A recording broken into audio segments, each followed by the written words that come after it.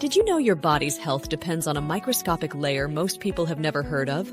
The glycocalyx? Welcome to the future of vascular health. Healthy vessels, healthy future. The podcast where we uncover the science and secrets behind optimal vascular health, longevity, and vitality. Brought to you by the Glycocalyx Research Institute, founded by Dr. Hans Vink and Robert Long. This show delivers cutting-edge insights into microvascular health. Through solo episodes and expert interviews, we'll teach you how to protect your glycocalyx, improve circulation, and unlock better overall health. Tune in each week and discover how healthy vessels lead to a healthy future, because protecting your glycocalyx is the key to a longer, vibrant life. Did you know your body's health depends on a microscopic layer most people have never heard of? The glycocalyx? Welcome to the future of vascular health. Healthy vessels, healthy future. The podcast where we uncover the science and secrets behind optimal vascular health, longevity, and vitality. Brought to you by the Glycocalyx Research Institute, founded by Dr. Hans Vink and Robert Long. This show delivers cutting-edge insights into microvascular health.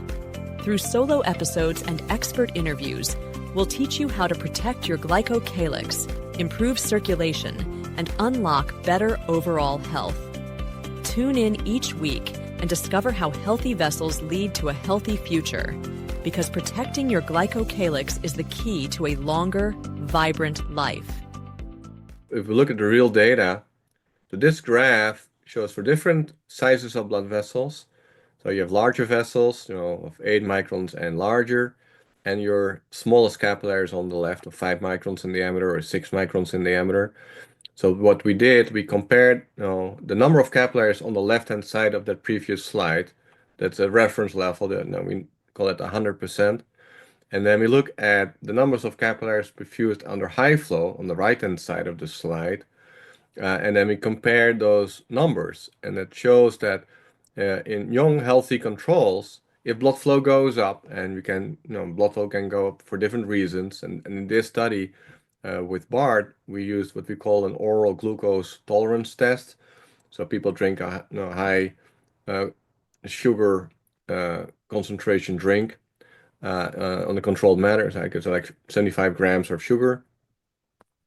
And then 30 minutes later, typically, we see blood flow go up. And in young healthy individuals, when blood flow goes up, there's about a 2-fold to 3-fold increase in the numbers of capillaries that are perfused. So that's those reserve capillaries that we talked about are recruited, helping to get rid of all that glucose. And that response is completely absent in people, older people, and also in the people with type 2 diabetes. So in this study, when you define older, that's what, 50 to 75 or so? Yeah, so this was, I have to go back to the paper, but there was a range of 50, 60, 70, 80 years old on average. So guys like us. Yeah, we're getting to that point, Bob. I know.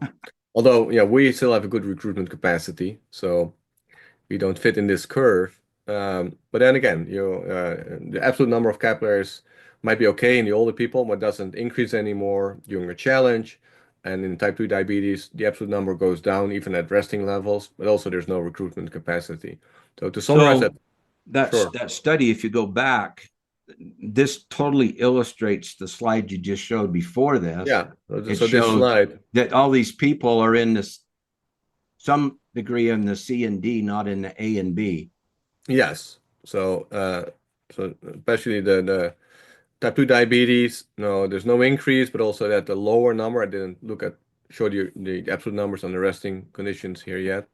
While the older people, they still have normal levels on the resting, but also that didn't increase further during exercise or the glucose challenge. So summarizing those data, we know that diabetes is bad for your cardiovascular risk and also potentially mediated by damage of your glycocalyx. So we see increased PBR values, increased glycocalyx permeability in type 2 diabetes, and also an impaired capillary recruitment capacity. So the next question that we asked at that time is, what is the impact that glycocalyx damage might have on the function of insulin, especially the role of insulin in helping you to clear your glucose out of your bloodstream efficiently. So, but what we tested was whether glycocalyx damage has an impact on potential effects of insulin on glycocalyx permeability. If that happens, does that also have an impact on your glucose uptake? Does your glucose level stay higher longer? Or even in more detail, what does that mean for the amount of insulin that you need to still try to control your glucose levels? We know that type 2 diabetes actually is defined as less efficient insulin. So you need more and more insulin to do the same job to control your glucose. And at some point, you cannot produce enough insulin anymore to keep your glucose levels within an acceptable range. So that's also what we tested in that study. So the way we tested that is, again, if you look at this schematic on how we measure glycocalyx damage, and we measure the width of the red cell column in the center, which we call the P50 value, the median width of the red cell column. So we measure the width in each blood vessel. We measure the width of the red cell column almost 1,000 times. So there's a whole distribution of red cell widths that we measure for each vessel. And then the P50 value is the median value. So 50% of the values of all the measurements that we do fit into that center column. So most of the time, the width of the red cell column is in the inner dotted line, the P50 range. And then we measure the outer edge. So a small percentage of red blood cells can actually deviate from the center column and permeate into glycocalyx. And that's how we define the outer edge and how we determine your PBR value. So did we show before? So when it's damaged, the outer edge gets closer to the endothelium and the PBR value goes up. But also in this study, we wanted to look whether that was also a physiological functional effect of insulin. So you have a healthy glycocalyx on the left, very little penetration red cells in that border zone. So very tight glycocalyx that's not very permeable. And we wanted to test whether insulin transiently, to facilitate glucose transport, can increase that permeability, allowing red cells to push that outer edge more close to the endothelium, and whether that's part of how you can effectively transport glucose. Well, so what Barr did, he did measure the width of that center column called P50, and then looked at what percentage, the outer edge, if you look at 75% or 90% of some of the cells can touch the outer edge, or how far can some of the red cells get closer to the endothelium. And that's shown in this curve. So this is a healthy microvascular network being exposed to insulin. So we infuse insulin, and then over time, measure the width of the different sizes of columns. So on the right, you have that total outer edge. Let's focus on the right-hand one. And on the left is that P50 column. Just again. So the P50 is the tight white part. Yeah. So P50 is this inner column width. Right. And then the outer dotted line. So what defines your PBR? The outer dotted line is your outer diameter. So right. So that'd be the diameter. 75 and 90. Yeah, those are just if you look at the different percentages of cells, how far they can get. Right. That's how far they're into that light blue. Yeah, so forget about these middle ones for now and just focus on the inner column and the outer edge, getting closer to the endothelium. So what it shows in response to insulin, there's very little effect on the inner column, hardly any, but there's a very significant impact in a few minutes already, after 5 to 10 minutes. If insulin increases, that outer edge, that defines your PBR value, increased by about 1 micron. So that's the perfused diameter. So the outer divided by 2 is your PBR value. So your PBR value is increased by about 0.5, 0.6 microns in minutes in response to insulin in a healthy vascular network. So to interpret that, so if the PBR was, say, 2.0, immediately within minutes, it went to 2.5, 2.6? Yes, that's what it means. So What this shows you is that insulin within minutes increases your PBR, but also increases your capillary blood volume because all these columns become bigger. There's more red cells in your individual capillaries. So that's a positive functional implication of insulin in the setting that you have a healthy glycocalyx. So now, if we damage glycocalyx before we inject the insulin, and then we can use different tools like enzymes, like hyaluronidase, that's shown on the bottom. So in the situation that glycocalyx is already compromised, then you look at the impact of insulin, there's hardly any change in the outer edge of the red cell column. So there's no further increase in permeability, there's no increase in PBR, there's no further increase in capillary blood volume if your glycocalyx is damaged before. So insulin doesn't have any impact anymore on glycocalyx. So there's no glycocalyx to play with to increase permeability or increase blood volume if your glycocalyx is already damaged before. So that makes total sense. So then if a question about that, if I may. So if you go back to your control, when you gave him insulin, then you immediately within minutes had a decrease, or I guess an increase in the permeability. Is that a good thing or a bad thing? Well, it's a good thing if it's limited in it only happens for a few minutes. We know from other experiments, if that increase in permeability that's induced by insulin, if that prolongs for more than an hour, then because of the increased permeability, you start leaking lots of fluids, you start leaking a lot of proteins from your bloodstream into the tissues, and then you can really get damaged microvascular. You start losing your capillaries, or there's a high risk of inflammation, there's a high risk of blood clots. So it's only functional and helpful if it's a short-lived event. So only for a few minutes, less than half an hour, or maybe an hour tops, but then it should normalize again. And that's what happened in normal physiology. If you have a meal and your glucose levels go up, then your pancreas just release a high dose of insulin for a few minutes, like a spike, and then it normalizes again. And if that's not enough, it does it a second time or a third time to keep things under control. But it always goes back to a normal state of low insulin for a while. And if it needs more, it does it again. But you don't have high levels of insulin all the time for more than a few hours. So the difference, I guess, if I was to summarize it simply, in a healthy person, the normal response to increased insulin is it's like you flip a switch on, it does what it's supposed to do, then it flips off. Yeah, it does. And only in for an unhealthy a few minutes. person, the switch is flipped on, but it's partially stuck open or all the way open all the time. So it's under constant assault. Yeah, and if it's open all the time, it causes all kinds of complications. You need your glycocalyx. It's a balance. You need your glycocalyx to shield and protect your vessel wall, to prevent inflammatory adhesion of leukocytes, prevent blood clotting, all that sort of. At the same time, it takes up a lot of volume, and it makes it difficult for stuff like glucose to be transported. So once in a while, you increase glycocalyx permeability using insulin. It helps you to clear all your glucose. There's more blood volume.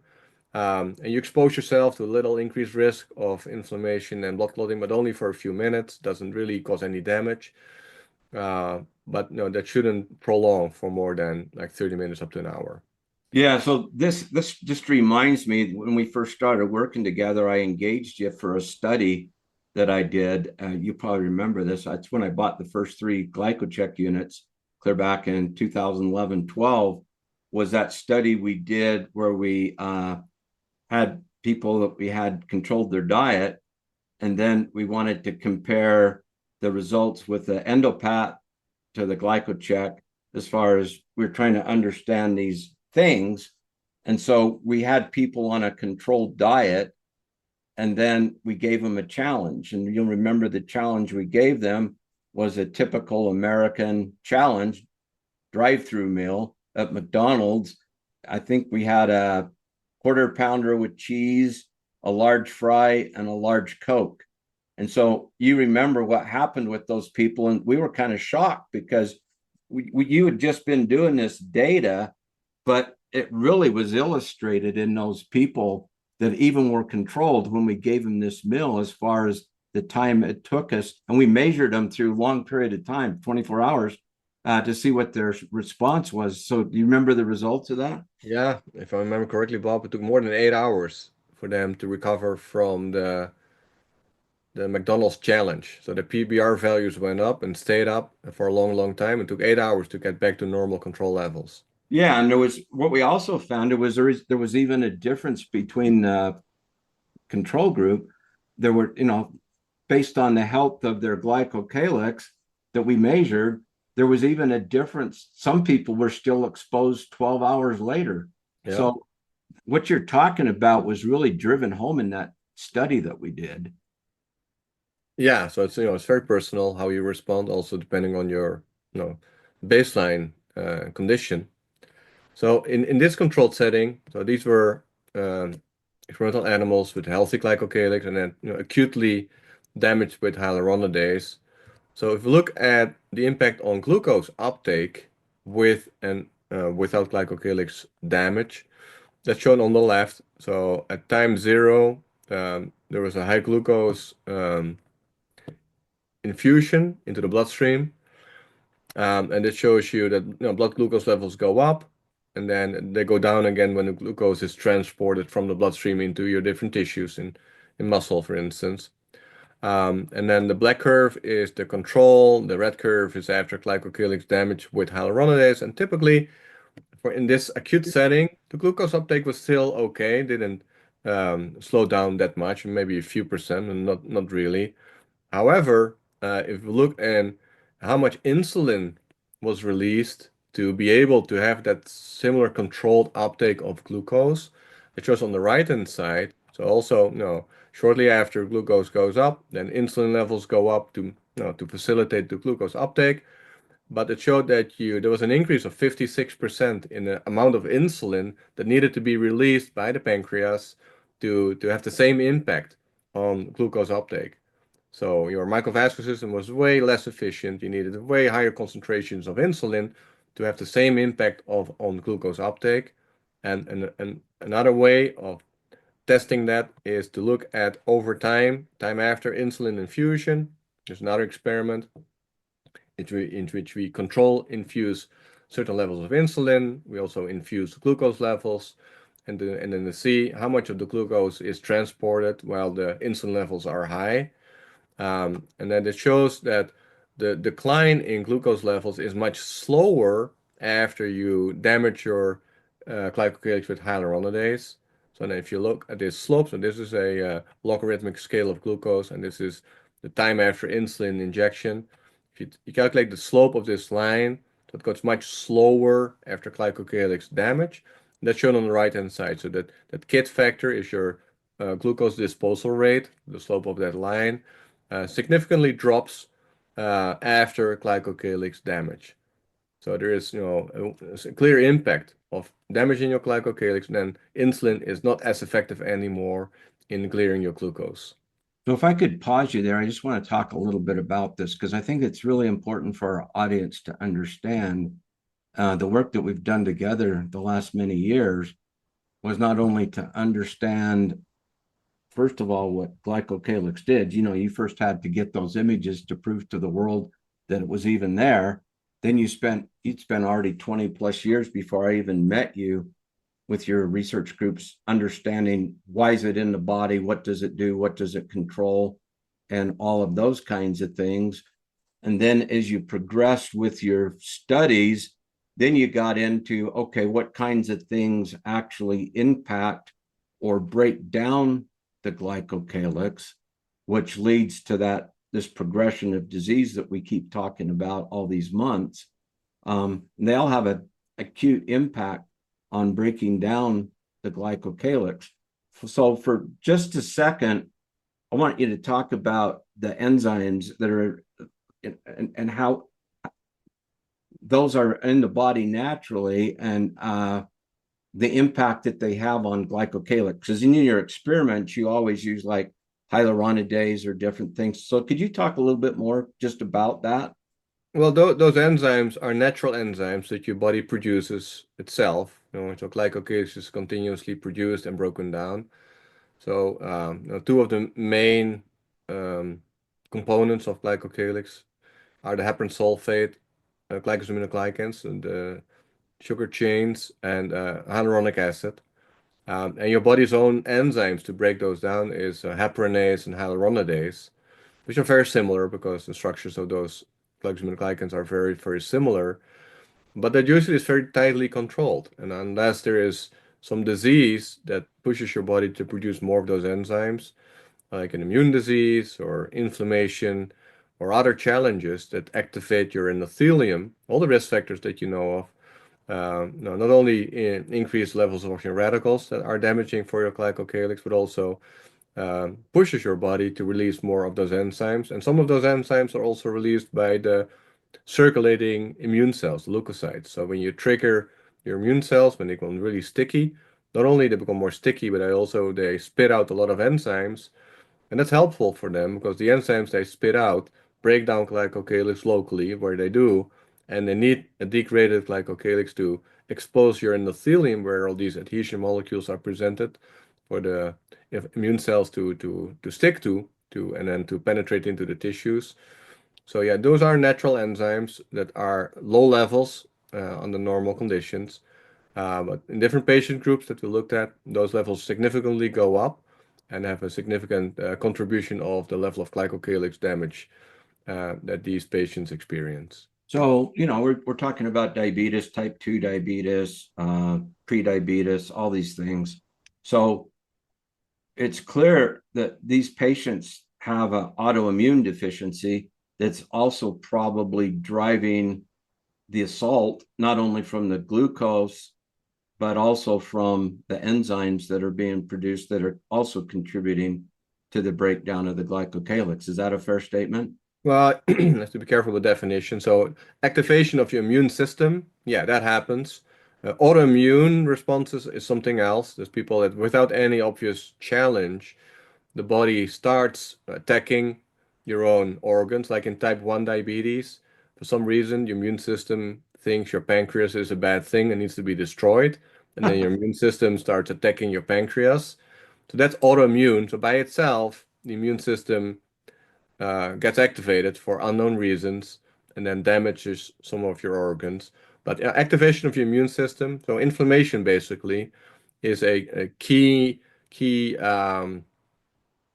phenomenon that's associated with many diseases like type 2 diabetes. So the levels of inflammation really go up, and your immune system is activated and cause all kinds of secondary problems. Yeah, so I think it's important for our audience to understand as we've worked together, and I was working on the So What Do We Do About It, the nutraceutical. As we've worked together, all of these studies that we've done has really shaped our product, which the latest version is Revasca. And so the cool thing about Revasca, when I first started out, my goal was to just when I made Arterisol, my goal was just to restore the glycocalyx because I thought that was super important, which it is. But then as I started working with you and I started to understand, diabetes more, type 2 diabetes more, and started to understand the things we were just talking about, the enzymes and the effect that they have on glycocalyx, that led us to include in our formula. The cool thing about the fucoidan that we use is not only does it immediately restore those sulfated polysaccharides and work with the hyaluronic acid that you talked about, but also in the studies, and maybe you'll show those later in your presentation today, but we also learned that it's 100% inhibitor to stop the breakdown of those enzymes also. Yeah, that's correct because the fucoidan is so similar to the heparan sulfates that are targets for those enzymes. Those enzymes do not know the difference, so they bind to the fucoidan instead of the hyaluronic acid or the heparan sulfates. And that actually protects those endogenous glycocalyx structures from being broken down by the elevated levels of those enzymes. So yeah, we do two things at the same time. We repair glycocalyx, and it's a decoy to deactivate the enzymes that are part of the problem. And then obviously we added other polysaccharides like the AS-menin to really boost your immune system that's activated and compromised in many patients, and also repairs your glycocalyx and keeps your immune system very functional and under control. So yeah, over the years we realized it's more than just repairing your glycocalyx. It's inactivating those enzymes. It's preventing the damaging effects of oxygen radicals. It's to support your immune system. So that's why the new product has all those benefits and makes it a much more powerful new formula. Right. So I don't know if this is a good place to pause and then continue next week. I think. Yeah, I just want to show the summary slide, Bob. I think Okay. that's enough for now. So this is just summarizing what we just discussed. So talking about the effect of insulin or the effect of glycocalyx damage on insulin-mediated glucose uptake. So we do show that when your glycocalyx is damaged, well, first of all, it shows in the healthy individuals that insulin increases your PBR and your glycocalyx permeability, and it increases your capillary blood volume, and that helps to control your glucose levels. And when your glycocalyx is damaged, that impairs the impact that insulin has on not only your capillary blood volume but also on glucose control. Well, in the acute setting, when you damage your glycocalyx, your glucose levels appear to be under control after a meal, but it does show you need more than 50% more insulin to control your glucose. So the whole insulin effect is impaired when your glycocalyx is damaged. And that's, by definition, type 2 diabetes. You need more and more and more insulin to start controlling your glucose. And at some point, you cannot produce enough insulin anymore to control your glucose. And that, by definition, shows you that your insulin sensitivity, so how much insulin do you need to dispose your glucose, is significantly impaired when glycocalyx is damaged. So there's two things, major points of today. Diabetes is bad for your glycocalyx, and that adds to your cardiovascular risk, or you have coronary issues, you have heart failure, strokes, you have eye problems, you have neuropathy, you have kidney issues. At the same time, when your glycocalyx is damaged by whatever other risk factors like diet or smoking or hypertension, if you have a compromised glycocalyx, then insulin cannot do its job anymore effectively, and your glucose levels start rising, and that triggers your onset of type 2 diabetes. Yeah. So again, I really appreciate you taking the time to go through this, and I guess we'll continue on with our discussion next week. But it just drives home the point that we keep telling our physicians that have glycocheck units, the key things that you look at on those scores are the 4, 5, and 6 micron capillaries, because that's going to affect how many capillaries can you engage on your functional reserve capacity, number one. But number two, your PBR, anything above a 2.1 puts you in. I mean, we identified that in our cardiovascular study, that puts you at a higher risk for future events immediately. Yeah.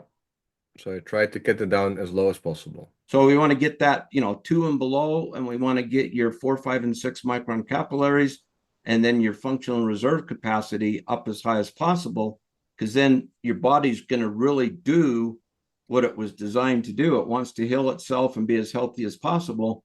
So it just needs that added help that we can give it with the food that we give it, the functional ingredients that are found in Revasca. So I really appreciate your time today, Hans, and I look forward to continuing this discussion next week.